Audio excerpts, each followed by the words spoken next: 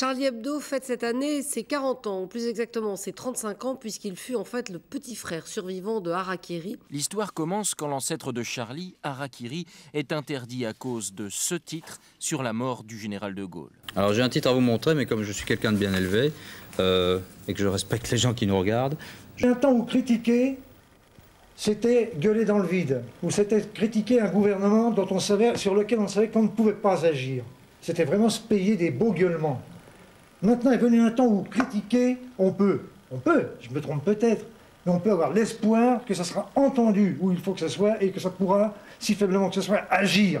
La polémique que vous connaissez qui oppose maigretistes et lepénistes à propos de l'étiquette Front National, vous vous souvenez certainement également que le journal satirique Charlie Hebdo avait réussi un pied de nez en déposant légalement l'appellation Front National. Eh bien, ce matin, l'hebdomadaire a reçu le soutien de plusieurs résistants qui étaient regroupés pendant la dernière guerre dans un mouvement baptisé Front National. Le journal Charlie Hebdo les soutient.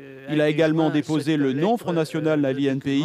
Il y aura donc une bataille juridique entre les fronts. La publication des caricatures de Mahomet dans François et Charlie Hebdo suscite de nouvelles manifestations. Cet après-midi, 2000 personnes à Strasbourg et 7000 à Paris ont défilé au nom du respect des religions. À Charlie Hebdo, la réaction est unanime. Menacée en 2002 après la publication de dessins de Mahomet, l'équipe de l'hebdomadaire rejette tout interdit dicté par les religions. On ne peut pas accepter une chose pareille. Il faut être ferme, pas être agressif, mais il faut joyeusement dire non, chez nous c'est pas comme ça les amis. Vous êtes libre de croire ce que vous voulez, mais ça nous, on fait ce qu'on veut. La liberté d'expression, c'est sacré chez nous.